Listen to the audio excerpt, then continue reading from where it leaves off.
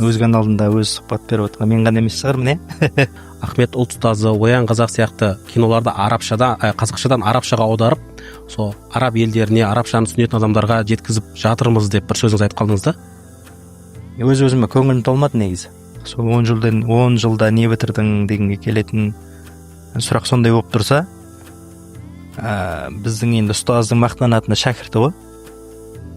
Қазір біздің шәкірттеріміз елдің әрбір ауылда болсын, облыста болсын, қалада болсын, әртүрлі аймақтарда қызмет етіп жатыр. Өйткені ол дінге қызмет ету, сен ешқашан комфорт жағдайда жүрмейсің да. Әйелдерді үйде отыруға қарсы шығады. 2024 жылы елімізде 123.600 отбасы құрылған, соның 40.500-і ажырасып кеткен. Жартысы деп айтсақ та болады, жартысына кішкене жетпей тұр. Кейде намаз оқыса да алдап кетеді, намаз оқыса да өтірік айтады деген сияқты. Болмаса біреудің ақшасын алады, одан кейін бермей қояды деген сияқты ғой. Әдейі да. Намазға тұрса да бір через не хочу тұру мүмкін да, амалдың жоғынан деген сияқты ше, мысалы кейде. Міне осындай нәрселерді бір емдеуге көмектесетін пайғамбарымыздың сөздері де әлбетте. Ассалаумағалейкум, құрметті көрермендер, қазақ елі. Бүгін біздің алғашқы подкастымыз, бір жаңа жоба, жаңа подкаст бастап жатырмыз. Бүгінгі видео біздің беташары видеомыз. Осында сіздерді көріп отқанымызға қатты қуаныштымыз. Бұл жобамыздың, бұл подкастымыздың басты кейіпкері, главный геройы деп жатады ғой, бұл біздің Еркебұлан Нүсіпбай ұстазымыз. Алла қаласа сіздермен көптеген пайдалы дүниелер, осында сіздерді рухани байытатын көптеген информациялар, жақсы бір мағлұматтар береміз деген ниеттеміз. Біздің Еркебұлан ұстазымыз 10 жыл бойы Нұр-Мурак университетінде дәріс берген, қаншама шәкірттер тәрбиелеген, көптеген кітаптардың авторы, бірнеше кітаптарды аударған, бірде-бір тренировкасын қаза қылмайтын сондай бір спортсмен, 8 қырлы, бір сырлы ұстазымыз. Алла қаласа, қош келіпсіз. Ассалаумағалейкум. Уағалейкумассалам. Рахмет, Алла разы болсын. Бүгінгі видеомыз енді сізді танитындар бар, танымайтындар бар. Танымайтындарға сізді бір таныстырсақ, Алла қаласа, сосын танитындарға сіздің бір жаңа қырыңызды ашсақ деген ниетпен жасалып жатқан алғашқы видеомыз. Ұстаз, бүгінгі осы подкастымызды көріп, бір жақсы пікір жазған кісілерге өз атыңыздан бір не сыйлайсыз, бірдеңе сыйласаңызшы. Біз не сыйлаймыз? Біз сол кітап сыйлаймыз. Алла қаласа, жақсы пікір жазған кісілерге. Жоқ, біреу болмасын, 5 кісіге сыйлаңызшы. Бола ма? Оны жүрдегі нені қалай қоямыз? Талаптар қандай болу керек? Сіз өзіңіз таңдайсыз, ішінен бір өзіңізге ұнаған бір жақсы бір 5 кісіні таңдайсыз да, 5 кітап бересіз. Бола ма солай жасасақ? Болады, Алла қаласа. Бізде фиқху сира кітабы бар, пайғамбарымыздың өмірбаяны. Одан кейін жаңағы пайғамбарымыздың отбасылық мәселесі бар. Жақсы бір пікірлер, сондай бір өздерінің бұл жердегі мәселе пікір болғаннан ойына келген нәрсе емес. Осы подкасттың төңірегінде өзінің түйгенін жақсы бір жеткізіп жазып берсе, сол кісілерге Алла қаласа 5 адамға деп айтайық 5 кітап сыйлаймыз. Машалла, ұстаз жомарттығын танытып жатыр. Алла қаласа сіздерден жақсы комментарий күтеміз. Комментарий жазған кісілердің ішінде 5 кісіні ұстаз таңдап өзі 5 кітабын өзі сыйлайтын болады. Ана бір мектеп кезде әдебиет кітаптарында Абайды, Шәкәрімді оқыған кезде ауыл молдасынан хат таныған деп басталады еді ғой. Біздің осы ілім жолына, ғылым жолына түсуіңіз қай жерден басталып еді негізі? Қай жерден ілімді бастадыңыз? Аллаға мақтау және де пайғамбарымызға саллаллаху алейхи уассалам, Алла тағаланың игілігімен сәлем болсын. Өз каналында өз сұхбат беріп отқан мен ғана емес шығар, міне. Енді ілім жолына дейтін болсақ, осы діни жолды айтып отырмыз ғой, бәріміз ел қатарлы сол ауылда 11 жыл мектеп оқығанбыз. Одан бөлек ауылымызда мешітте басталған еді. Ең алғашқы жаңағы қаратану деп айтып атады ғой. Қаратанаған кезіміз осы арабша Құран ашып оқыған кезіміз сол мектептің кезінде бала күнімізден басталған. Мешіттің қасындағы сауат ашу курстары дейміз ғой. Сол курс ашылған кезде алғашқылардың бірі болып, сол мешітке бардық. Енді ауыл жерде білесіздер ғой, жалпы жағдай қандай. Ол кезде мешіттің өзі біздің ауылда тәуелсіздік алғаннан кейін барып салынған еді да. Сол мешіттің қабырғасында тәлім алдық. Оған бір алып келген нәрсе, ол кез келген адам егер де фитрасы бұзылмаса дейді ғой, ішкі адамдық қасиеттерін айнымаған болса, ол бәрібір Құдайды іздейді. Сондай бір кезең, балалық шақ, өтпелі бір переходной возраст деп атады ғой. Сондай уақытта сол ізденіс қатты бір күшейді да. Сөйтіп бұрын жаңа атамыз мешітке алып баратын несі бар, әдеті бар. Жұма намазы, одан кейін барып айт намаздары деген сияқты 2 айт намазы бар. Міне осындай уақыттарда, болмаса жаңа ауылдың шетіне шығып тасаттық намаз дейміз ғой, жаңбыр тілеу. Сондай намаздарды көрдік деген сияқты. Сөйтіп соның негізінде өзіміздің жалпы бір мұсылман екенімізді білдік. Сөйтіп жаңағы сезім сол жасқа келген кезде күшейді. Сол уақытта ауылға жас имамдар келді да, жаңадан. Медресе бітіріп келген. Сөйтіп ауылымызда бір үлкен кісі болған, Чания деп атайтын едік. Енді неден келген кісілер ғой, Қытайдан келген. Сол кісі молда болып жүретін еді да. Жаңадан имамдар келгеннен кейін ол кісі бүкіл жаңа сыныптарды, мектепті аралап жүріп, жарнама жасады да, қазіргі тілмен айтқанда. Осындай ауылымызға білімді, жаңадан молда келіп жатыр, имам келіп жатыр. Оның осындай сабақтары болады, келіп қатысыңдар деп. Сонымен бәріміз жапаға тармағай сол мешітке бардық. Сөйтіп сол жерден арабша үйрендік. Өте бір ондай қиын болған жоқ. Бір аптаның айналасында Құран оқып кеттік та. Алланың қалауымен. Содан басталды. Ары қарай жаңағы немізге осы ілім жолына келіп, араб тілін ары қарай тереңдетіп оқу деген нәрсе. Енді намаз оқып жүргеннен кейін түсінгің келеді да, не оқып жатқаныңды. Оның үстіне ендей сұрақтар да пайда бола бастайды. Сөйтіп сол ізденістің негізінде түпнұсқадан бәрін түсінейікші деп. Енді ол кезде арабша жаңағы діни әдебиеттер жалпы қазақ тіліне аударылған өте аз еді. Кейбір жаңағы Түркиядан келген оқулықтар болды сол замандарда. Ислам негіздері деген бір жұқа кітапшалар болды. Енді танымдық қой, енді әліппелер, исламның әліппесі. Соны енді арабша түскен болса, сол түпнұсқада түсінейік деп, кейін осы араб тілін таңдадық. Бұл енді жаңағы мектеп кезінде намаз оқыдық, мектеп бітіретін кезде мамандық таңдау деген үлкен бір не ғой, адамның жауапкершілік. Одан кейін барып жалпы болашақтағы өзінің бір бағытын айқындайтын сондай бір сәттерді. Сол уақытта Алла Тағаладан қатты сұрадым. Алла Тағала мені осы діннің айналасында дінге қызмет ететін сондай бір адамдардан қылшы, және мамандығымда сол дінмен байланысты болсын деді. Ол кезде Нұр-Мубарак университеті енді ашылып жатқан кез, бірақ қатты бір танымал емес еді. Ол 2001 жылы ашылған болса, біз 2004 жылы мектеп бітірдік, әлі алғашқы түлектерді бітіре қоймаған заманда ол. Сонымен осы Құранмен өміріміз байлансын деп, Құранның ішіндегі жаңағы тәлімдер дұрыс үйренейік деп, бірінші сол араб тілін таңдадым мамандық ретінде. Нұр-Мубаракқа түстіңіз, Жоқ, Нұр-Мубарак емес. Қазір енді Абай атындағы Қазақ ұлттық университет деп айтамыз. Онда өзі біз АГУ деп атайтынбыз. Сол университеттің 2 шет тіл мамандығы бар. Араб және ағылшын тілі деген. Соның араб тілін барып таңдап, сол жерде 4 жыл оқыған жайымыз бар. Бірден діни оқудан бастаған жоқсыз, бірінші араб тілін? Иә, бірінші. Өйткені менде сұрақ жаңағындай болды да. Кейбір ағымдар көбейіп жатты, мысалы.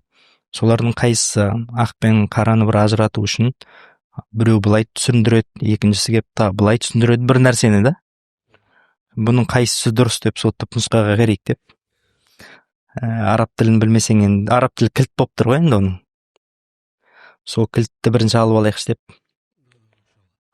жаңағы Абай атындағы университетке оқыдық. Жаңа ғана бір сөзіңізде айттыңыз ғой, бірінші ауыл молдасынан жаңа оқыдым деп. Бұл кішкентай бір ауылдарда имам болып жатқан кісілер бар ғой, енді жаңағыдай. Сол кісілерге негізі үлкен мотивация деп ойлаймын. Жай ғана бір кішкентай ауылда отқан жоқ, әйтеуір оқытқан адамдардың ішінде бір кісі осылай бір кітап жазатын, болашақта бір араб тілін аударатын үлкен ғалымдар алдынан шығуы мүмкін. сол үшін жаңағы үмітін үзбей жаңағы балаларды оқытуға үлкен бір мотивация деп ойлаймын, енді сізді көріп отырса. Енді әлбетте ол баланы бала деп қарамау керек.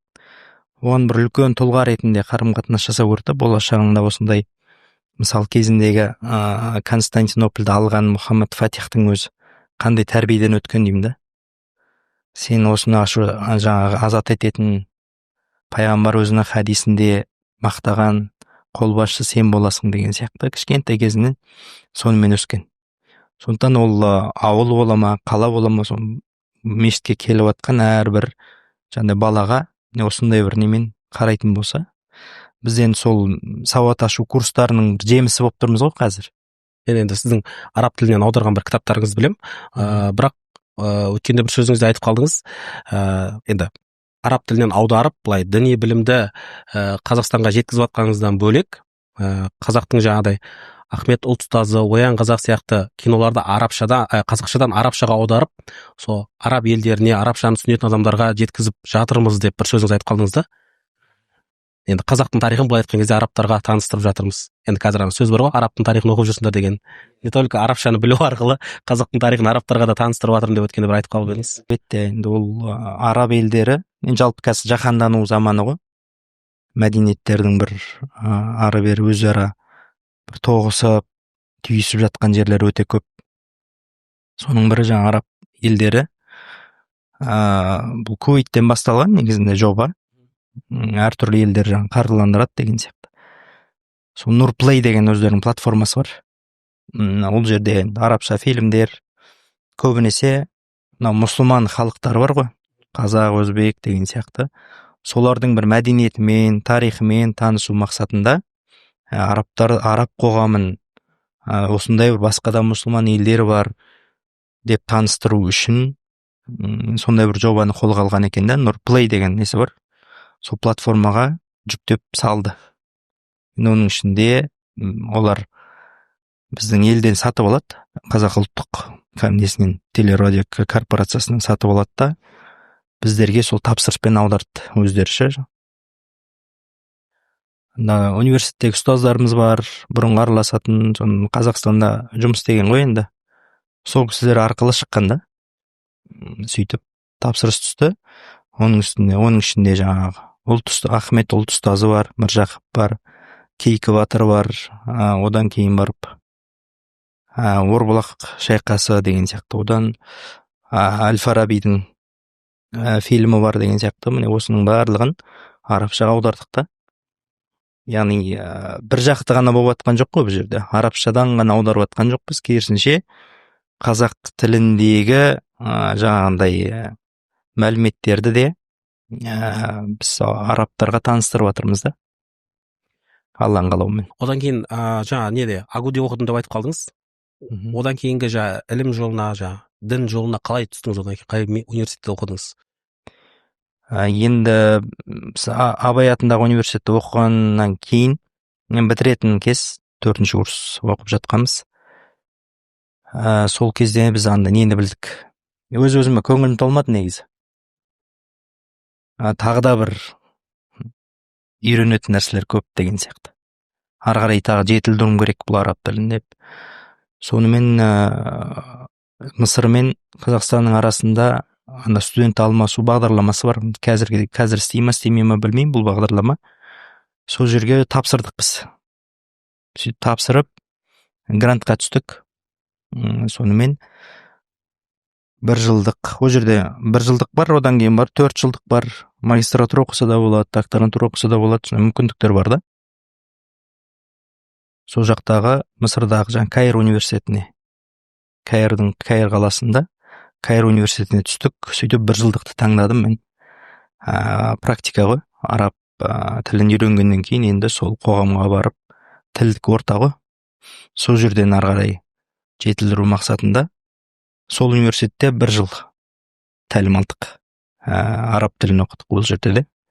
Енді арасында жаңағы кейбір Дарул Улум деген сияқты бір нелер бар, факультеттер, ол жерде діни бір лекциялар өтеді. Арасында соған да барып қатысып отырдық. Енді біздің ол жерде ол кездегі мақсатымыз лекцияны тыңдап түсіну ғой. Жаңа тыңдалымды, машықтандырып, одан кейін студенттермен араласасың, сол жергілікті олармен сөйлесесің деген сияқты. Міне осылай жаңа практика жасау үшін Мысырға бардық. Сол Мысырдан келгеннен кейін тағы да бір нәрсе жетіспей тұрған сияқты болды. Сол Нұр Мүбарак университеті ол кезде жаңа дамып, жап-жақсы өзі жоғары бір деңгейге жетіп қалған кез. Сөйтіп сол университетке барып магистратураға түстім да. Сол жерде ары қарай білімімізді жетілдірдік. Ол кездегі ұстаздарымыз әлі есімізде, әлі араласып тұрамыз. Осылерден жаңағыдай діни сабақтар, жалпы осы исламға қатысты білімдерді сол Нұр Мүбарактан алдық. Одан кейін сол университетте магистратураны бітіргеннен кейін мұғалім болып қалдық. Нұр Мүбаракта қойдыңыз ғой. Иә, кейін докторантураға түстік деген сияқты. Жаңа сөздің басында айттым ғой, 10 жыл Нұр Мүбаракта ұстаз болдыңыз. Жалпы осы кезде бір қатты бір есіңізде қалған нәрсе, сізді бір қатты қуантатын нәрсе бар ма 10 жыл бойы? Енді 10 жыл оңай уақыт емес қой. Иә, әлбетте 2011-ден бастап осы 24-ке дейін, 2024-ке дейін істедік. Енді оған дейін жаңа магистратура оқып жүрген кезде негізгі еңбек жолы мешітте басталған ғой. Ең алғаш Алматыда Орбита 3 мешіті бар. Сол жерде ұстаз болып орналасқанбыз. 2009 жыл ғой шамамен. Сөйтіп одан кейін неге университетке келдік, ол жақта ұстаз болдық. Сөйтіп енді бір жақта университетте болайын деп, бүкіл жаңа немді уақытымды сол университетке арнайын деп, сол жерге шәкірт тәрбиелеуге, біреудің жаңа бір баланың болса да осы бір дінді түсінуіне, болмаса жаңа араб тілін үйренуіне себеп болайық деп, сол жерде сабақ беріп жүргенде 10 жыл уақыт өтіп кеткен да. Енді қазір қарайтын болсақ, сол 10 жылда не бітірдің дегенге келетін сұрақ сондай болып тұрса, біздің енді ұстаздың мақтанатыны шәкірті ғой. Қазір біздің шәкірттеріміз елдің әрбір ауылда болсын, облыста болсын, қалада болсын, әртүрлі аймақтарда қызмет етіп жатыр. Соны көрген кезде, менің 10 жылым текке кетпепті ғой деп, сондай бір ой келеді да. Бір қуанып қаласың, марқайып қаласың. Сондай бір нелер, сәттер қуантады. Алланың қалауымен. Енді оның ішінде елге белгілі шәкірттеріміз де бар. Қазір хит болып жатқан дейміз ба? Олар енді бізден бұрын шықты, әлеуметтік желіге танылды деген сияқты. Ұстаздан шәкірт озар болды десеңізші? Иә, ұстаздан шәкірт озды деген сол болып тұр. Сосын жаңа өзіңіз көп айтпайтын бір әңгіме естимін да көп. Сіздің бір қариялығыңыз бар, Орбита мешітінде тарауих өткен кезінде деген. Жоқ, ол Орбита мешітінде емес. Ол кезде мен Орбитада істемейтін, кейін 2023-те ма шамамен сондай ғой. Сол жыл бір өткенім бар енді. Иә, бірақ Орбита мешітінде емес, Аль-Азим мешіті бар, төмен шықты, бұрындай шықты. Сол жерде бір өткеніміз бар. Қариялығыңыз бар ғой енді. Енді анау Құран деген енді бір не ғой, пайғамбарымыз саллаллаху алейхи айтқандай, ол бір асау түйе сияқты дейді, оны мықтап байлап ұстасаң, ұстамасаң, босаңсысаң, ол да қашып кетеді да, асау түйе секілді. Сол сияқты бұл бір күрес. Құран жаттау, бірде ұмытасың, қайталайсың. Сондай бір өмір бойы бір нені талап етеді. Жаңа енді көп жылдар студент болдым дедіңіз ғой. Бір сондай бір моменттер болды ма, бір өкініп, бір басқа бір салаға ауысқыңыз келіп, сол кезде сізге қайтадан бір мотивация беріп, қайтадан бір оралған кездеріңіз? Ондай сәттер енді пенде болғаннан кейін болады ғой, міндетті түрде. Бір адамдарды көресің, материалдық тұрғыдан бір жетістікке жетіп жатады. Бірақ соң кейін анаған қарап, сол кезде бір тоқтататын нәрселер, Құрандағы аяттар, бұл да бір Алла тағаланың бір сынағы ғой деген ойлар келеді да. Сөйтіп Алла тағаланың Құрандағы аяттары, пайғамбарымыздың хадистері соны тоқтатады. Басқа жаңағындай салаға кетіп қалу, болмаса бір дүние табатын, сондай бір жақтарға кетіп қалу деген нәрсе, бұл жолда жүрген әрбір адамға келетін бір ойда негізі ше. Дінге қызмет етейін деген жолда. Өйткені ол дінге қызмет ету, сен ешқашан бір комфорт жағдайда жүрмейсің да, материалдық тұрғыдан. Бірақ рухани тұрғыдан жүрегің таза, жүрегің тыныш, былайша айтқан кезде. Біреудің алдында кіріптар емессің, болмаса біреудің алдында бір айыбың жоқтау, сөйлескіңізде бетің ашық деген сияқты. Ондай сәттерде сол Алла тағала пайғамбарымызға саллаллаху алейхи вассалам Құранда айтады ғой: "Уәлә таъду айнака анхум туриду зинатал хаятид дуния". Сен олардан көзіңді алма дейді да. Жаңағы дүниенің зейнетін, дүниенің қызықшылығын қалап, сен басқа жаққа кетіп қалма дейді. Қасыңдағы сол мұсылман, салихалы пенделермен бірге бол дейді. Аналардың байлығы сені қанша қызықтырса да, сен дүниеге қызықпа деген сияқты мағынадағы аяттар бар. Болмаса сондай бір аяттарды оқыған кезде бір есің жиып аласың негізі. Мұсылман адам үшін негізі өлшем осы болу керек та. Аят, хадис, Құран деген сияқты мәселелер оны тоқтатпаса, басқа еш нәрсе тоқтатылмайды. Өзіңізге бір қатты бір әсер еткен бір хадис немесе аят бар ма, бір есіңізде қалып кеткен, соны оқығаннан кейін бір өзгерген? Енді әлбетте көп қой.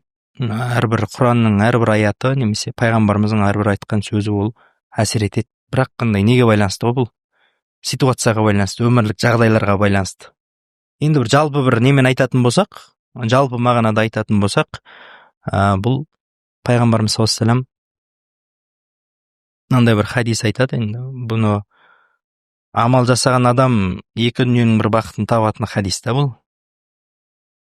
Иттақиллаха хайсума кунта дейді. Яғни қай жерде болсаң да Алла тағаладан абайлап жүр дейді. Абайла деген сөз жалпы Алла тағаланың ашуына ұрынып қалудан, күнә жасап қоюдан сақ бол деген сөз ғой. Және уатби'ас саййатал хасаната тамхуха дейді. Бір күнә істеп қойдың ба, артынан міндетті түрде бір жақсылық жасап жүр дейді. Міне сол кезде жаңағы күнәні ол жояды. Одан кейін барып үшіншісі ва халиқин наса би хулуқин хасан, адамдармен көркем түрде қарым-қатынас жаса дейді. Көркем мінезбен қарым-қатынас жаса деген осындай бір жалпы мағынада айтылған хадис бар. Міне осы нәрсе енді адам өзіме басқаша бір әсер етті да. Неге деген кезде, өйткені бірінші бұл Алла тағаланың хақысы, екінші бұл өзіңнің хақың, үшінші адамдармен мәмілеңді түзеп тұр да. Яғни өмірдің бүкіл несін қамтып тұр да, былайша айтқан кезде саласын. Адамның жаңағы Құдаймен иманы, сенімі тұрғысынан, одан кейін барып өзіне қарау мәселесі. Үшіншісі сол адамдармен.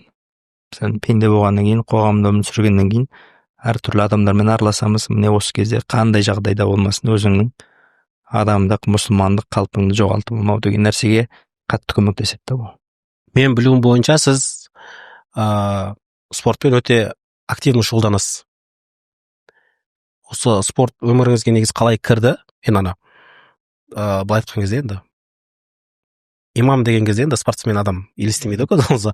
Енді мен білуім бойынша сіз кәдімгі профессионалды түрде, кәсіби түрде тұрақты шұғылданасыз. Былай айтқан кезде айттым ғой, қазақ мастер жоқыңызда. Бұл нәрсенің кіруі сізде жаңағыдай иманыңызға, неңізге әсер етті ма? Өзіңізге мотивацияға, дисциплина деп айтып жатады қазір. Сол нәрселерге сізге қаншалықты көмек берді? Жалпы спорттың өміріңізге кіріп келуі. Бұл мына бір кезеңде басталды. Жалпы енді бала кезімізде мектеп жасында күрескеніміз бар да. Аз-маз күрескеніміз бар. Қазақша күрес дейміз ғой. Біздің ауылда сол жақсы дамыған. Ұстаздың аз-маз деген ол нормально деген сөз. Біраз жерге барды деген сөз. Енді облыс шулап чемпион болмасақ та, бірақ сондай бір айналысқан неміз бар, кезіміз бар. Одан кейін жаңағы универге түскеннен кейін бұл нәрсе мүлдем өмірден алынып қалды. Өйткені сабақ таңнан кешке дейін деген сияқты ғой. Жатақханада тұрамыз, енді арасында жүгіріп тұрғанымыз болмаса. Сөйтіп осылай уақыт өте келе қарасақ 30-ға келіп қаптық та. Бір күні қарасам, жаңа жүгіріп арасына доп ойнаймыз. Сол кезде 1-2 сағаттан кейін біткен кезде беліңді аламай қаласың да. Сосын барып тексерілдім. Сосын протрузия пайда болыпты да. Сонда анау адам сол бір 30 жастың ар жақ бер жағында 30-ға таяп қалған кезде сүйектер өзі жұмсара бастайды екен ғой, өзінің жаңағы тығыздығын жоғалта бастайды да. Егер адам күнделікті бір спортпен шұғылданып, силовой нагрузка дейді ғой, сондай өзін бір беріп тұрмаса, ол ары қарай кете береді екен да. Содан бастап нетіп кеттік. Осы залға барып қазір енді ондай бір неге шықпаймыз, жалпы енді профессионалный деп айтып жатсыз ғой жаңа. Шешініп тастап жаңағындай бір сахналарға шығып ондай әдетіміз жоқ. Жалпы өзім үшін барам. Ол бір жағынан не ғой, спорт деген адамды бір нетеді. Жаңағы бұл физикалық тұрғыдан, одан кейін барып рухани тұрғыдан да бұл адамға кәдімгідей әсер етеді да. Мысалы анау пайғамбарымыз саллаллаху алейхи ва саллям Абу Дарда деген сахабасы болған ғой, соған бір сахаби келеді да қонаққа келіп қалады. Келсе жаңағы не тамақ ішпейді, бірге отырып, түнде ұйықтайын десе ұйықтамайды деген сияқты. Сонымен бұл кісі жаңағы тамақ ішкізеді, одан кейін барып түнде ұйықтатып қояды, ұйықта дейді, сосын кейін барып тұрып оқимыз деп, түннің бір уақытында тұрып намаз оқиды деген сияқты. Сонда бұған анасы да, жаңағы бала шағасы бәрі шағымданған ғой. Вообще дүниемен мына кісінің несі жоқ деп ше. Сосын пайғамбарымызға ертесі келген кезде пайғамбарымыз ол кісіге мынандай бір сөздер айтады да, ең соңында «Аъти кулла зи хаққин хаққаху» деген. Әрбір хақысы бар нәрсенің ақысын бер дейді да. Сонда соның ішінде «Вали роббика алейка хаққ». Расында Раббың сенде ақысы бар, Раббыңның ақысын бер дейді. «Вали нафсика алейка хаққ». Және өз-өзіңнің ақың бар дейді да. Яғни не деп жатыр? Өз-өзіңе қара, көңіл бөл. Ол физикалық тұрғыдан болсын, рухани тұрғыдан болсын, өзіңе көңіл бөл деген нәрсе жатыр да жағында. Сөйтіп ең соңында бүкіл осындай тағы бір несінде айтады, отбасының хақысы бар дейді, олардың да хақысын бер, туған туыс, бала шаға.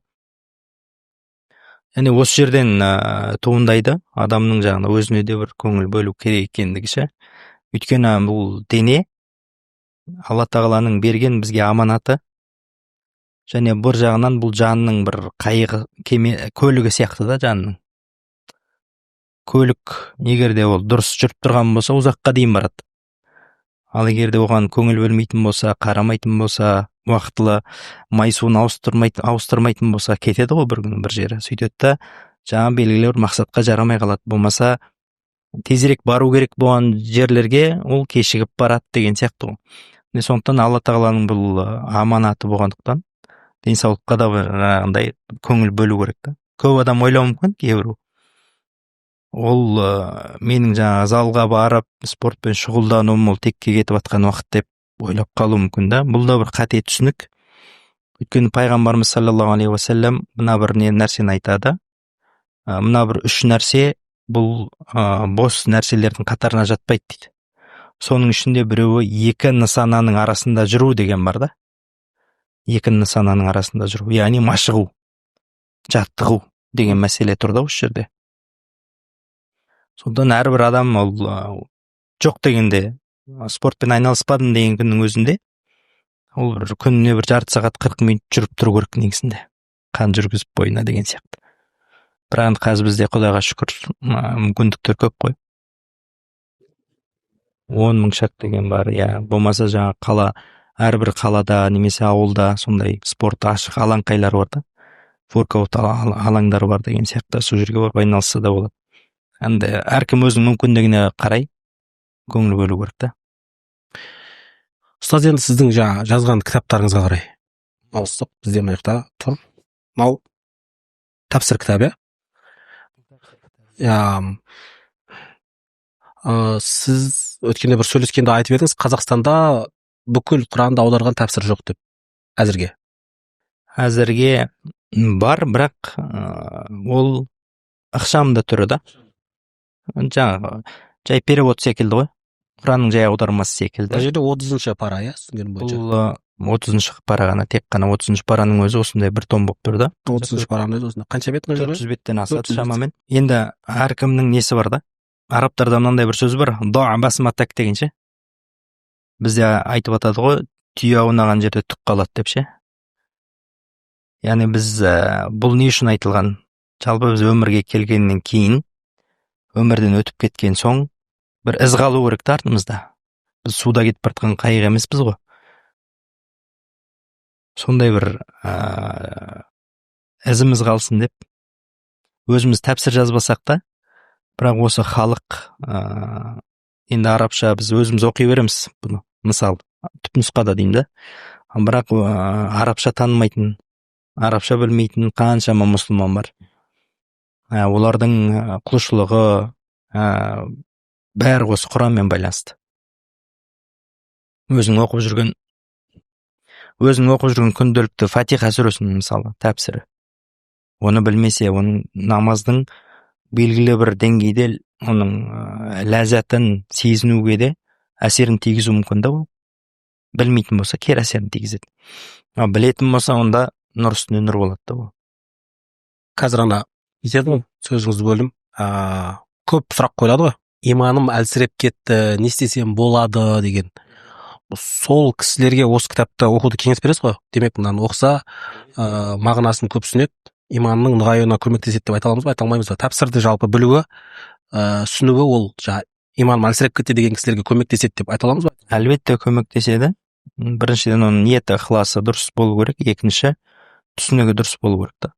Мысалы 30 парада кез келген мұсылман намаз бастаған кезде осы 30 парада қысқа сүрелерден бастайды.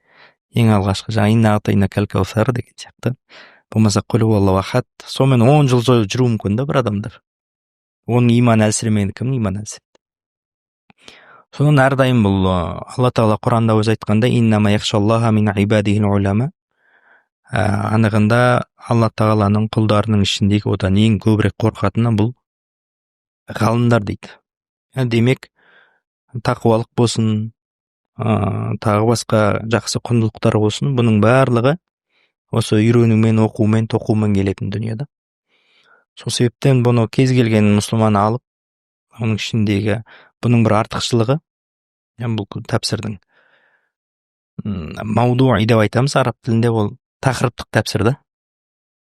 Мысалы, Нәбә сүресі болса, Нәбә сүресінің алғашқы жаңағы 6 аяты Алла Тағаланың құдіреті туралы. Одан кейін тозақ туралы 5 аят деген сияқты. Одан кейін 7-8 аят жәннат туралы, одан кейін тақуалардың сипаты деген сияқты. Осындай бір тақырыптарға бөлінген, және кейбір түсу себебі бар аяттардың түсу себебінде қамтып кеттік та. Ол да жазылған.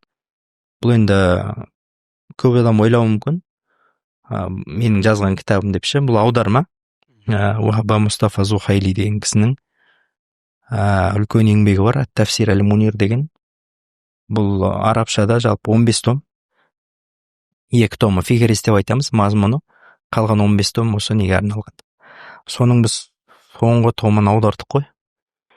Демек, мынандай кітаптың әлі қаншауын шығару жоспарда бар сізде? Егер қазақ тіліне осындай көлемде аударатын болсақ, онда осындай 30 том болады ғой. Осындай 30 том. Әлі осындай 30 том кітап шығады. 30 паранка 30 том болып шығады, Алла қаласа.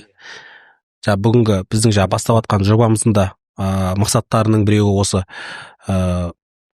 Құранның 30 томын осылай тәпсір 30 том кітап қылып шығару. Алла қаласа, Алла сол күнге бізді жеткізсін. Алла күш-қуат беріп, Алла Тағала өз сәтін салса, Алла қаласа шығады. Келесі кітабыңызға келетін болсақ, ұстаз, филху сира. Дұрыс солай айтылады ғой, бұның кәдімгі жай сиралардан айырмашылығы не? Бұл қалай ерекшеленеді? Жалпы енді осы атаумен аталатын 10 шақты кітап бар негізі ислам әлемінде. Мүмкін одан да көп шығар. Мен білетім сол 10 шақты. Бұл енді заманауи өзіміздің осы 96 жылы дүниеден өткен Мұхаммад Ғазали деген кісі, мысырлық ғалым, Әл-Асқардың түлегі, сол жақтың ғалымы, сол кісі жазған. Ондағы мақсат басқа сиралардан бір ерекшелігі, бұл жаңаша жанр деп айтсақ болады да осы саладағы. Неге дегенде көбінесе біз хронологиялық тұрғыдан сираны оқыған кезде баяндап кетеді да. Ал бұл жерде сол хронологиялық тәртіп сақталады. Сонымен қатар бұл кісі өзінің жаңағы ойын анализін жасап шығарып тұрады да, әрбір неден оқиғадан кейінше. Әрбір жаңағы тақырыпқа тоқталғаннан кейін бүгінгі күндегі мұсылмандардың өмірімен соны байланыстырады. Және екінші мәселе, сол қазіргі мұсылмандардың мәселесін шешілу проблемасын осы пайғамбарымыздың өмір тарихымен сәйкестендіре отыра ұсынады. Ішінен бір-екі мысал келтіре аласыз ба, мысал үшін? Осы бір оқиғаға байланысты осылай келтірген қазіргі мұсылмандардың жағдайына деп. Мысал айтатын болсақ, жалпы әйелді адамның қазіргі кездегі жұмыс істеу, істемеу деген мәселесі бар ғой. Енді бұл андай намазхандардың ортасында көп талқылану мүмкін, қарапайым халықтың арасында енді бәрі жұмыс істейді ғой. Сонда бұл кісі айтады, әйелдерді үйде отыруға қарсы шығады. Яғни олардың да өзінің бір қабілетіне сай, өздеріне лайықты салада олар еңбек ету керек дейді. Яғни осы қоғамның бір мүшесі, және соның дамуына да өздерінің бір үлестерін қосу керек дейді. Пайғамбарымыздың замандағы жаңағы әйелдердің тіпті майдан даласында қызмет еткен жайында айтады да. Бұл бір одан кейінгі мәселе, жалпы тағы да келетін болсақ, пайғамбарымыздың қарапайым мысал ретінде Мединаға көшіп барған кездегі істеген алғашқы әрекеттерін айтады да. Алғашқы қадамдар қандай болды? Бірінші мешіт салды, одан кейін барып екінші мұсылмандарды бір-бірімен бауырластырды, үшінші пайғамбарымыз саллаллаху алейхи вассалам басқа дін өкілдерімен, яғни сол жердегі яһудилермен белгілі бір құжаттарды түзді дейді. Келісім жасасты, дипломатиялық қарым-қатынасты реттеді. Міне осындай мәселе бүгінгі күнде де бір актуалды да. Бұл жердегі біздің айтатын нәрсеміз, бұл мешіт салды не үшін деген кезде бұл кісі айтады, мұсылмандарды тәрбиелейтін, олардың басын қосатын, Алла тағаламен бір олардың танымын, Алла тағаламен байланыстарын күшейтіп танымын арттыру үшін ол пайғамбарымыз мешітті белгілі сондай платформа ретінде қолданды дейді. Бәріміз қайқа барып сабақ аламыз, мешітке барып сабақ аламыз деген сияқты. Сол жерде бір-біріміз көреміз, араласамыз, құрлы. Яғни бір Алла тағаламен бірінші байланыстарын реттеді.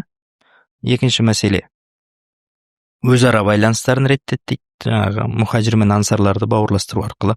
Ал үшінші мәселе, басқалармен пайғамбарымыз мәмілелерін, қарым-қатынасын реттеді. Міне осының негізінде пайғамбарымыз керемет мықты мемлекеттің негізін қалады дейді. Міне осы сияқты мысалдар енді бұл кітапта өте көп. Салауат мәселесі болсын, сондай бір мәселелерге өздерінің өзінің ойын айтады. Жалпы қазіргі кезде, қазір қоғамда түйткіл шешілмей тұрған көптеген мәселелердің шешімдері осы кітапта бар деп айта аласыз ғой? Иә, белгілі бір деңгейде бар. Енді ол кісінің көтерген проблемасы сол кезде актуалды болған болса, бүгін де кейбір проблемалар сол актуалды да. Әлі өзінің өзектілігін жойған жоқ. Енді ана имам Маликтің сөзі бар ғой. Бұл үмметтің соңы дейді, біздерді айтып отыр ғой. Алғашқылардың ізіне түспейінше бұлар түзелмейді дейді. Жағдайлар оңалмайды деген. Сонда енді бұны жаңа пайғамбарымыз алғашқылардың жолын қаяқтан білеміз, егер пайғамбардың өмірін оқымасақ. Одан кейінгі кезекті бұл енді сіздің авторлық кітабыңыз деп айта аламыз ғой? Иә, бұл да жалпы негізгі деректер араб тілінде ғой. Сол араб тіліндегі деректерді алып, құрастырып, аударып, бұны да солай шығарғанбыз. Мұны айтып кетейін, пайғамбарымыздың саллаллаху алейхи вассалам отбасындағы мінсіз мәмілесі дейді. Қазір кезде мен сұрағым қойып кетейін, ұстаз. Қазір кезде енді білеміз, Қазақстанымыз енді өкінішке орай ажырасу бойынша алдыңғы орында тұр. Мына кітаптың басында да соны жаза кеткен екенсіз, статистика келтіре кеткен екенсіз. 2024 жылы елімізде 123.600 отбасы құрылған, соның 40.500-і ажырасып кеткен. Жартысы деп айтсақ та болады, жартысына кішкене жетпей тұр. Осы мәселені шешу үшін, енді септігін тигізу үшін осы кітапты шығардыңыз ғой енді, Алла қаласа. Алланың қалауымен сондай ой келді. Енді 2020 жылы бұны бастағанбыз. Сол уақытта шықты, кейін жақсы сұраныс болды. Сөйтіп алдыңашқы басылым өтіп кетті. Екінші, үшінші басылымдар ғой бұл. Қазір енді жарнамалап, қазір енді таныстырып жатырмыз ғой. Иә, біраз адам оқыды, пайдасын көрді, әлі де көріп жатқандар бар. Жаңағы қоғамдағы болып жатқан проблеманың шешілуіне аз да болса өзіміздің үлесімізді қосайық деген бір мақсат болды. Екіншіден, пайғамбарымыз сүннет деген кезде, пайғамбарымыздың сүннеті дегенде бізде көбінесе қандай ой келеді? Біреулерге сақал балақ болуы мүмкін. Енді біреулерге жаңағы сүннет киім деп, біз арабтардың киімін киіп аламыз ғой, өзінің жилбаптарын ше. Ол негізі сүннет киім деп те айта алмаймыз да, негізі өздерінің ұлттық жаңағы несіне сай, нақышына сай, сол жердің белгілі жаңағы ауа райына сай киілген киімдер ғой. Сондай деп түсінуіміз мүмкін да. Ал енді осы отбасылық мәселе келген кезде бізде почему-то ол сүннет жұмыс істемейді да. Сүннет дегеніміз енді пайғамбарымыздың ол жасаған іс амалдары, айтқан сөзі немесе құптаған құптауы да біреу істеп жатқан кезде, я сенікі дұрыс деп айтқан болса, ол да сүннет болып қала береді. Бірақ енді осы жерде отбасылық жаңа әйелмен қарым-қатынаста келген кезде көбінесе біз пайғамбарды өзіміз жағымызға қойып аламыз да. Пайғамбар қатал болған, мен сияқты болған деген сияқты нәрсе да. Ол да бір білімсіздік. Ал егер де біз пайғамбарымыздың отбасылық өмірін қарайтын болсақ, ол жерде біз ондай емес екенімізді көреміз да. Осы кітаптың ішінен бір мысал келтіріп бере аласыз ба? Есіңізде қалып кеткен бір қазіргі кезде бір актуал болып жатқан мәселе. Актуалды мәселе ол ішінде енді әрқайсысы актуалды. Пайғамбарымыздың саллаллаху алейхи уассалам әйелдеріне жаңағыдай көңіліне қарауы да. Көңіліне қарауы, бұл жерде мынандай бір нәрсе оқиға бар да. Пайғамбарымыз бір күні үйіне келеді. Сол кезде енді Айша анамыз бір сөздер айтып жатыр. Соның ішінде Ибрахимнің Раббысы деп Алла тағала солай айтқан да. Атасының енді сосын бар пайғамбарымыз саллаллаху алейхи вассалам бірден түсінген да, ол кісінің жаңағы пайғамбарымызға ренжіп тұрғанын да. Сөйтеді да жаңағы пайғамбарымыз ол кісінің жаңағы көңілін көтеріп, көңілін аулайды. Сосын қайдан біліп қойдыңыз деген кезде, егер де сен маған ашулы болған болсаң, сөйтіп Ибрахимнің Раббысы деп айтасың да, ал риза болған кезде Мұхаммедтің Раббысы деген сияқты сондай бір мағынада сөз айтасың деген да. Яғни бұл пайғамбарымыздың саллаллаху алейхи вассалам жұбайларының бір көңілін, қас-қабағын әрдайым бақылап, бағып отырған да. Тағы бір мәселе, бұл жаңағыдай. Бұл да жаңа неге енді отбасылық қарым-қатынасына байланысты ғой, барлық мәселе. Жаңағыдай оны жұбайларын қалай тәрбиеледі дегенге келетін болсақ, пайғамбарымыз саллаллаху алейхи вассалам ең бірінші жаңағы Алламен байланыстырған, ширк деген нәрселерді өмірден алып тастаған деген сияқты ғой. Осындай оқиғаларды да біз келтірдік кітаптың ішінде. Бұның ішінде тағы не келтірдік? Пайғамбарымыздың негізгі 3 нәрсеге көңіл бөлдік та. Жұбайлармен қарым-қатынасы, бала-шағасымен және немерелерімен. Қалай пайғамбарымыз мәміле жасады, қалай үлгерді деген сияқты мәселелерді қамтып кеттік та. Жалпы әңгімеңізден тыңдап отырсам, бұл көбінесе ер адамдарға бағытталған кітап па сонда? Енді пайғамбар ер адам ғой. Әйел емес та. Айтайын дегенім, қазір кезде бір әйелдер арасында түсінік бар да, жаңағы имамдар болсын, уағыздар болсын, көп жерде тек қана әйел адамдарға айта береді деп. Сіз ер кісілерге арнап бір кітап шығарып тастапсыз да, демек? Иә, әлбетте, оны егер оқитын еркек болса деген ғой. Ер кісілер оқса, жанұяда мәмілесі, әйел кісілеріне, балаларына деген мәмілесі өзгеретініне? Әлбетте, егер амал жасайтын болса оған. Пайғамбарымыз саллаллаху алейхи вассалам өзі кейде тамақ пісірген, отбасындағы жанжалды қалай шешкен деген мәселелер осы ішінде бәрі бар да. Бірде пайғамбарымыз саллаллаху алейхи вассаламға жаңағы елдің көбісі айтып жүрген оқиға ғой. Айша анамыздың үйінде болған кезде бір жұбайы, Жуайрия қателеспесем, сол кісі тамақ пісіріп беріп жібереді да, әдемі. Енді пайғамбарымыз жақсы көретін сорпасын. Қызметші алып келіп тұр. Соны кім беріп жүрді дегенде, осындай кісі берді дегенде, Айша анамыз ашуланып, қызғаныштан төгіп жібереді, тамақты төгіп. Ана жақта сахабалар қарап отыр. егер сол кезде пайғамбарымыздың реакциясы жаңа қалай болса, бүгінгі үмметке де ол сүннет болып қалатын еді да. Ол жердегі пайғамбарымыздың жаңа бірден жауабы мынандай болған да. Өзі жаңа төгілген тамақтың сынған ыдыстың сынықтарын жинап, үйдегі қонақ жаңа сахабалар бар ғой, олар да қарап отыр ғой, не қалай болар екен қазір деп. Сосын аналарыңнан қызғанғаны ғой деп. Осындай ғана сөз айтты, артық айтпайды да. Сонда Айша анамыз өзі біртүрлі болып, қысылып не болып қалады жаңа жерде. Сосын енді бұның өтемін қалай өтеймін деген кезде, дәл осындай ыдыс, дәл осындай тамақ істесең болды дейді да. Бізде ол қалай болар еді білмеймін, белгісіз да. Ондай бір дауыс көтеріп те сөйлеген жоқ, қабағын да шытқан жоқ. Аналарының қызғанғаны ғой деді да. Сол жердегі мәселені шешіп жіберді да. Сол сияқты енді пайғамбарымыздың жұбайларымен қарым-қатынасын өзіміздің отбасымызға сіңіреміз десек, онда бұл үлкен бір құрал болады да. Отбасыда жаңағыдай жауапкершілікті мойнына алғысы келетін, отбасыдағы өзіне бір үлкен жауапкершілік алғысы келетін жігіттерге оқуға кеңес бересіз. Әлбетте, егер де жұбайымен бірге оқысам мүлдем күшті болады. Иә, бөлек әсер етеді. Отзывтар бар ма осы бір оқып болып, осындай нәрсе өзгерді, екеуім өзгерді немесе әйелім өзгерді деген? Бір кісі бар өткенде жазып жатыр. Осы кітапты оқып, отбасындағы жағдай түзеліп жатыр дейді да. Демек, амал жасап жатыр деген сөз ғой. Егер амал жасамайтын болса, онда оның ешқандай бір несі жоқ, пайдасы болмай қалады. Кейде бізде мынадай түсінік болуы мүмкін, ер адам ол түздің адамы, үйдің ішіне араласпайды дегенше. Пайғамбарымыздың өмірін алып қарайтын болсақ, араласқан екен да.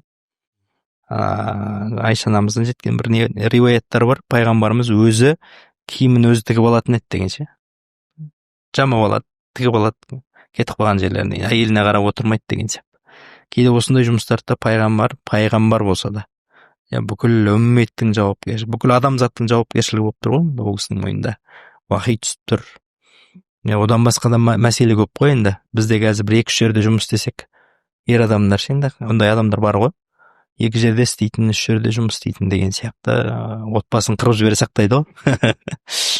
Пайғамбарымыз ондай нәрселерді көрсетпеген. Тіпті жаңағы мынандай бір сөздері бар. Пайғамбарымызға қатысты ешбір құлды, енді адам баласын ешбір әйелді де ұрмаған деп ше пайғамбарымыз. Ешкім қол көтермеген. Соның ішінде әйелдері де болып тұр, әйелдеріне де қол көтермеген деген сияқты мәселелер. Келесі сіздің мына жаңадан жақында шығайын деп жатқан кітабыңыз «Жүрек дауасы» деген кітап. Шатаспасам, бұл кітап жүрекке байланысты 40 хадис деп айттыңыз. Осы кітапқа бір тоқталып кетсеңіз. Енді бұл жерде де мынандай мәселе, жалпы енді біз исламға келгеннен кейін кейбір проблемаларда кездеседі адам, рухани проблемалар ғой. Басында адам намазға келген кезде қандай ықыласты болады деймін да. Одан кейін уақыт өте келе оның іс-әрекеті, болмаса амалдары исламға сәйкес келмей жататын тұстар өте көп. Кейде намаз оқыса да алдап кетеді, намаз оқыса да өтірік айтады деген сияқты, болмаса біреудің ақшасын алады, одан кейін бермей қояды деген сияқты ғой енді, әдейі да. Осындай проблемалардың бір шешімі, ол әлбетте жаңағы жүрекке келіп тіреледі да. Жүректің амалдар дұрыс болмайды, жүрек қарайып кеткен деген сияқты.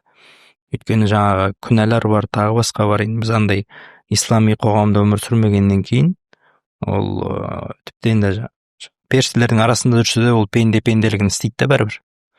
Сондай бір қателесіп қалатын тұстарымыз болады. Сондай бір проблемалардың бір шешімін пайғамбардың хадисінен іздегенбіз. 40 хадис деген өзі көп қой. Кезінде имам Науауидің 40 хадисі бар, мысал, классикалық еңбекте. Сол сияқты енді таухидқа байланысты 40 хадис деген нәрселер бар. Муамалатқа қатысты 40 хадис деген сияқты әртүрлі салаларда ғалымдар осындай 40 хадис жинақтаған да. Соның бірі осы пайғамбарымыздың тек қана жүрекке қатысты айтқан, жүректегі рухани аурулар, рия болсын, жаңа намаздағы ләззаттың болмауы, тағы не бар? Сондай көптеген ықылассыздық, намазға тұрсадан да бір через не хочу тұру мүмкін да, әйтеуір амалдың жоғынан деген сияқты ше, мысалы кейде. Міне осындай нәрселерді бір емдеуге көмектесетін пайғамбарымыздың сөздері де әлбетте. Сол мақсатта пайғамбарымыздың осы жүрекке қатысты айтқан 40 хадисін жинақтап, жаңағыдай өз бар хадистер ғой, соны аударып қазақшаға бердік та. Біздің қазақ аудиториясында осы пайғамбарымыздың осындай бір хадистеріне сусындасын деген мақсатта. Жүрек дегеннен шығады да, қазір есіме түсіп отыр. Қазір кезде жүрегімнің қалауы болды деп бір күнәлі істермен айналысатын кісілер бар да, ол негізі қалай? Ол шынымен де жүрегінің қалауын істеп жатыр ма? Менің жүрегім осылай қалады дейді да, бірақ істеп жатқан әрекеті күнәлі істер да. Адам деген мынандай ғой, жалпы жүрегі қарайған кезде оның қалауларының бәрі бір періштенің илхамы сияқты қабылданады да. Пайғамбарымыз айтады, тағы бір нелер хадистерінде бар, адамның жүрегіне бір қара нүкте түседі дейді, бір әрбір күнә жасаған сайын дейді. Ол күнәдан егер де ол арылмайтын болса, солай қарая береді. Арылатын болса, жүрек қайтадан ағарады дейді. Тоқтап тәубе қылатын болса, алла тағаладан истиғфар айтатын болса, ал егер де ол сол күнәсін арға жалғастыра беретін болса, оның жүрегі сондай бір қарайған күл сияқты болады дейді, және төңкерілген құмыра сияқты болып қалады дейді. Бұл не деген сөз? Қанша насихат айтылып жатса да, қанша Құран оқып жатса да, оған бір әсер етпейтіндей болады да. Өйткені құмыраның біз үстіне құйған кезде қалай қоямыз? Үстінен құямыз ғой, аузынан. Оның аузы төмен жатса, сіз түбіне ештеңе құя алмайсыз да. Сол сияқты бұл жерде жүректі әбден шайтан билеп кеткен кезде оның нәпсісі оның құдайы болады да. Алла тағала Құранда айтады ғой, «Афарайта ман иттахаза илаху хаваху» дейді. Сен өзінің көңіл қалауын құдай жасап алғанды көрдің бе дейді. Яғни жаңағы сіз айтып жатқан, мен жүрегімнің қалауымен осылай істедім деп жатқан нәрсенің барлығы ол жүректің қалауы емес, ол нәпсінің қалауы да. Көңіл қалауы болып тұр. Ал жүрегі таза болатын болса, онда дұрыс адам ол жақсы нәрселерді қалап тұрады әрдайым. Құран оқуға оның жүрегі тоймайтын болады, жақсылық істеген кезде ләззат алатын болады деген сияқты. Міне осындай нәрселер, қасиеттер болады да оның бойында. Ал әбден күнәмен қарайып кеткен жүрек, ол ажырата алмай қалады ғой, ненің не екендігі. Бұл ой шайтаннан келіп тұр ма, жоқ әлде періштеден келіп тұр ма деген сияқты мәселе. Өйткені жүрек оған өлшем болатын жүрек таза емес та. Сен мысалы түнде келатқан кезде, жаңағы көлікпен келатқан кезде алдындағы фар жарық болмаса көре алмайсың ғой алдыңда. Сол сияқты ол да шайтанның уәсуәсі мен періштенің илхамын ажырата алмай, ақыр соңында неге кетіп қалады да. Сіздің жаңадан шығып жатқан кітабыңыз сондай кісілерге көмектесе алады ма? Әлбетте, әрбір мұсылманға көмектеседі иншалла. Жүрегін тануына ше, жүректегі ауру, және рухани дерттер, міне соның емдеу жолдарын бәрін пайғамбарымыз саллаллаху алейхи вассаламның хадистерінде біз айтып кеттік. Бұл жерде енді хадис болғанда тек мәтіндер емес та, түсіндірмесімен қоса бердік. Яғни бізге дейінгі, жалпы осы уақытқа дейінгі ғалымдардың сол хадиске қатысты айтқаны, амал жасап оны өздерінің бойынан өткізгендігі деген сияқты мысалы. Сондай нәрселерді көрсетіп кеттік та. Ал ұстаз, Алла разы болсын. Бүгін бір жақсы бір сұхбат болды. Сізді бір жақсы қырларыңыздан ашып таныстырдық деп ойлаймыз. Қалып кеткен бір қырларыңыз бар ма? Өзіңіз бір айтып кетсеңіз. Мына жерімді айтпадың ғой деп, ондай жер қалмастасыз. Енді өзіме ғана мәлім тұстарым бар, енді оны айта бермеймін. Иншалла бұл соңғы подкаст емес, Алла қаласа. Әлі де ұстаздармен осы каналда өздеріңізбен жақсы салихалы әңгімелер айтатын боламыз, иншалла. Баршаңызға Алла разы болсын. Бүгінгі осы соңына дейін көрген кісілерге рахметімізді айтамыз. Және де біз келесі подкасттан бастап көптеген қонақтарды осы подкастымызға шақырғымыз келеді. Кімді біздің подкастта көргіңіз келсе, соны комментарийға міндетті түрде жаза кетіңіз. Біз Алла қаласа сол кісілермен байланысып, сол кісілерді осында шақыруға тырысамыз. Келесі подкастта жолыққанша аман сау болыңыздар.